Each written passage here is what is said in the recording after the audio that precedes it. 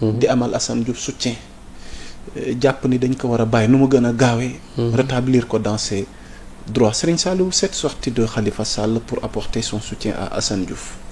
non xam nga la sortie de Khalifa Sall dafay confirmer lu ma wax rek c'est-à-dire Khalifa dafa nekk ci benn déchéance politique boo xamante ne nii mënul arrêter tant que Khalifa Sall bàyyiwul complètement politique. parce que Khalifa Sall. aujourd'hui il est âgé de 69 ans.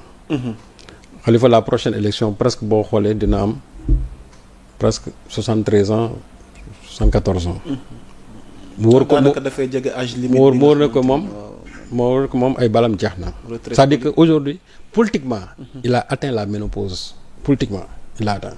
Khalifa Sall. moo tax boo fekkee ne da nga atteindre stade boobu. mënatoo am benn idée bu fertile bu productive boo xam ne war nga ko mën a produire Khalifa foofu la toll. c'est quelqu'un boo xam ne nii politiquement vraiment macha allah. bien mais nag ces temps sont finis.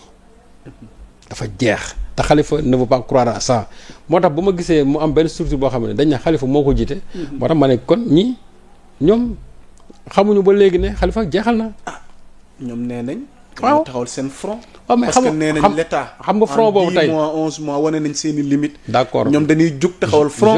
jiital ci Khalifa. j'aurais bien muy aimé seen doyen. non du que c'est pas un problème de doyen. Anta Babacar a ngi ci. c'est pas un problème de doyen Abdou ngi ci. waaw. j'en passe. Sonko bi muy jël la responsabilité. fii Yewwi Askan Wi nekk le leader. parce que xam nañ xarañteefam.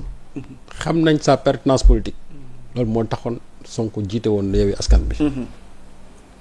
mais Khalifa Sall tey. boo jëlee élection yu mujj yi nii Khalifa amul sax légitimité pour di jiite loolu. man mën naa jàpp ñu ne léegi yéen jeunes yi nga xam ne yéen a ngi émerger. yéen kaay leen ngeen jël front bi ngeen jiite ko genre Anta Babacar wala ay ñoom Babacar Mbaye ñooñu tey bu ñu ko jiite woon man sama xel na daal parce que naa ne ñii ay xale lañ war nañ mën a porteur d'idée politique yu leen mën a permettre ñu war mën a jàkkaarloog ñu fi nekk. mais Khalifa tey amul lenn lu mu war a mën a wax sur le plan politique mu nekk lu bees. loolu moo waral ces sorties ratées yi muy def parce que quand Khalifa va jusqu'à soutenir Assane Diouf dans ses insultes. surtout mu jëm ci Sonko parce que loo ci mën dégg Sonko mos ngeen dégg mu wax lu ñaaw ci Khalifa mosoo ko dégg. ànd gi rafetoon. non Sonko c'est un vrai gentleman. Sonko même su ngeen amee ay divergences politiques du ngeen ko mos a dégg mu tudd la ba wax ci yow dara parce que Sonko les personnes ne l'intéressent pas. léegi yow Sonko ku xam son passé sa proximité avec Khalifa Sall. défense bi ni mu daan défendre Khalifa Sall au point que yenn leader Yewwi Askan dañ ko daan mere mais loolu lépp tey Khalifa Sall këpp na ko parce que loolu histoire la mi ngi fii parce que simplement quelqu'un comme Assane Diouf dont la seule réputation est l'insulte parce que Assane boo ko tey boo nee Assane rek immédiatement tu penses aux insultes Assane moom loolu rek man Assane c'est quelqu'un que je connais xam naa ko. amoon nañu rapport yooyu non si bien sûr dañ daan daje seen TV ku ñekk jox sa morom cër mais Assane bu ñu la tuddalee Assane rek immédiatement nga taf ci kanam gi insulte doo fa taf leneen Assane bu ñu wax rek insulteur ngay wax quelqu'un comme ça non seulement qui diffuse de fausses nouvelles et en plus qui insulte Sonko même boo waxee mu ne tudduma turam mais c'est de la lâcheté mais yaa Moussa man am na tey nu ma doon toogee wax nii wax ba pare yow nga xam ne yow laay waxal su ma tuddul sa tur. et il faut assumer. waaw parce que même boo xoolee même le délit de la diffamation dañ naan la sax même soo ko insinué njort ko rek dan la ciy jàpp. bu dee moom de daa delloo avance. nee na tuddul tur waaw moom laa non c'est pas un problème de tudd ma tur. waaw man tey bu ma taxawoon fii ma ne yaa Moussa def benn description wax nii ak poste yi ngay occupé ak nanga ba pare bu ma tudd junj doy na borom loolu mooy tudd naa la sax nag parce que nit c'est pas en passant par son nom rek nga koy tudd déedéet nit am na noo xam ne nooy waxee ci moom tudd nga ko. waaw léegi nag Assane foofu la toll ku toll noonu wax lu mel noonu. mais ñaawlu li muy wax parce que xamul tax. parce que yow ma koy soutenir doo ko wax yow ma koy soutenir doo jël sa waajur nga teg ko foofu fi ñu teg Ousmane Sonko doo ko def parce que ku ci nekk boo ne woon coppet Sonko jël sa waajur teg fa. jël wax Assane Diouf di nga xool ndax Assane li mu wax Sonko war na wala li mu wax Sonko warut. Khalifa xam na ne foofu dafa juum man j'ai beaucoup de respect pour Khalifa Sall. mais foofu moom. dama ko ci mere. parce que nit quelle que soit vos divergences politiques. na yem ci affaire politique. mais su ngeen demee ba nga xam ne parce que Assane ne fait pas de la politique. Assane est dans l'insulte. Assane n'est pas dans la politique, Assane est dans l'insulte. donc mënoo di nit di toog di saaga nit ba pare nga ko ci soutenir déedéet même su fekkee ne ci yow la bokk nit bu bokkee ci yow di insulter da nga koy wax dëgg. dangay taxaw ne Assane déedéet Assane ne manque pas de respect aux gens. parce que bu ne man la constitution me permet de m'exprimer. mais la constitution ne te permet pas d'insulter les gens. non saaga moom c'est l'arme des faibles. te nag Assane loolu lay def moo tax Khalifa Sall bu bëggee taxaw fii parce que moom il a une divergence politique avec Sonko qu'il n'a pas encore dit aux gens man mën naa d'accord tey mu ne man Sonko lii mooy sama problème ak moom. mais ban problème la am ak Sonko. au point de détester Sonko à ce point aujourd'hui parce que loolu day feeñ. question boobu lañ bëgg laaj. finalement sax certains disent que. Sonko ndax mérité na lii venant de ces gens-là. non moom laa la qu'est-ce qu'il a fait finalement pour mériter. tey jii moom laa la moo tax ma ne lan moo xew Sonko nag. waaw son seul défaut c'est d'être sincère. Ousmane Sonko. loolu mooy défaut xam nga ça devait être une qualité mais politiquement vraiment ça devient un défaut.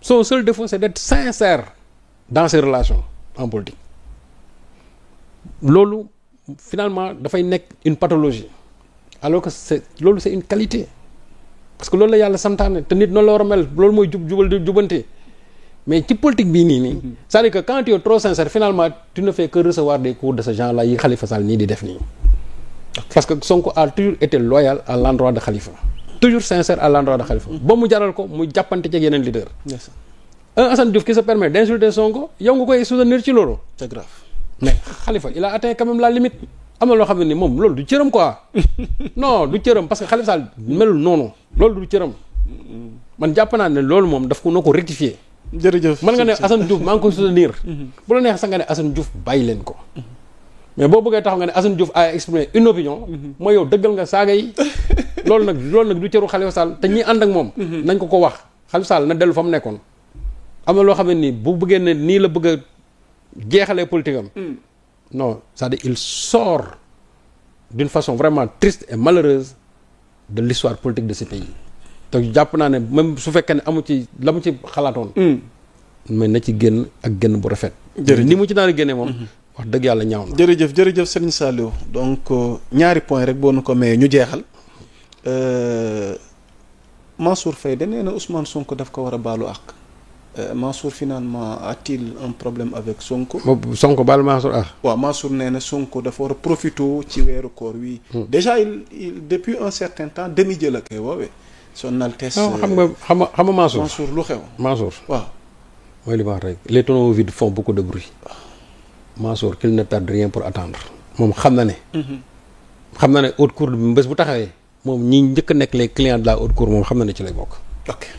donc yi ngeen di gis yëpp ay paravent la rek xam nga wax ji coow li léegi bu subaa nag ñu haute cour la ñu ne woy xamoon nañ ko parce que moom mooy opposant principal Sonko moom moo fi amoon fit di wax Sonko xamoon na dinañ ko jàpp nangam loolu kese la du leen moo tax boo gisee nii muy lu ñor mu wax lu ñor mu wax lu ñor mu wax lu ñu mu wax Mansour finalement personne ne l'écoute parce que moom kenn xamul ci lu muy nekk moom am na lu mu war a wax les terres yi nga xam ne moom la am fële moom tam dans la vallée du fleuve Sénégal ak ndox ma muy jëlee dans la vallée du fleuve Sénégal loolu na ci tontu.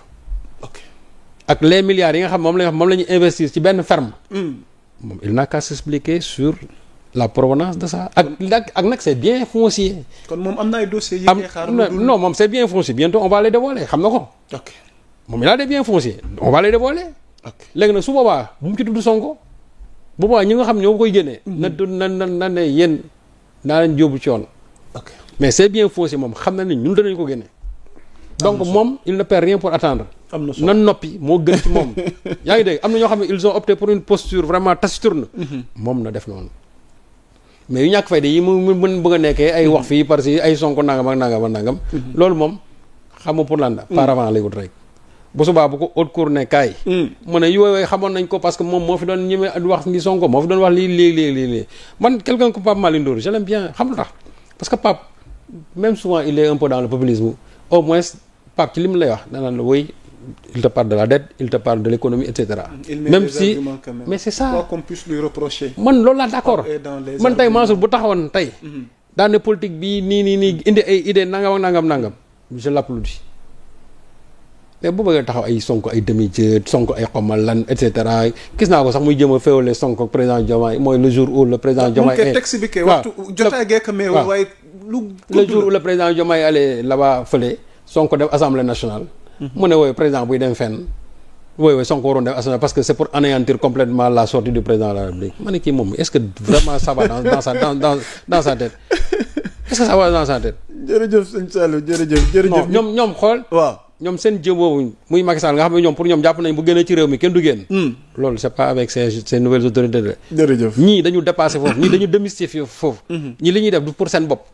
ils le font pour le peuple. Diomaye est allé là-bas pour le peuple Sonko était là-bas pour le peuple. kii day dem fii keneen day dem feneen. loolu moom bu fekkee ne ñoom jàppoon nañu Macky Sall bu génnee ci dëkk bi kenn du noyyi. bu Macky Sall di génnee moom beneen ministre amul droit génn. loola ca Macky la yem. mais c'est pas avec ñii nga xam ne ñoom dañoo démystifier loolu ñii ils sont là pour travailler pour le bien du peuple sénégalais. defe naa Serigne Saliou loolu. leer na mbokk yi Serigne Saliou dañuy jeexale ak benn fait bu am récemment internautes yi bëgg ko def débat ci réseaux sociaux yi. soxna Absa Faye ñu wax ne dafa emboîter le pas à Marie-Khone ci action ak œuvre sociale yi nga xamante ni tàbbaleen di ko def di dimbali néew doole kii dem ci pouponnière ba këla dem njagañaaw apporter ndimbal ak yooyu noonu mu nekk tolle ci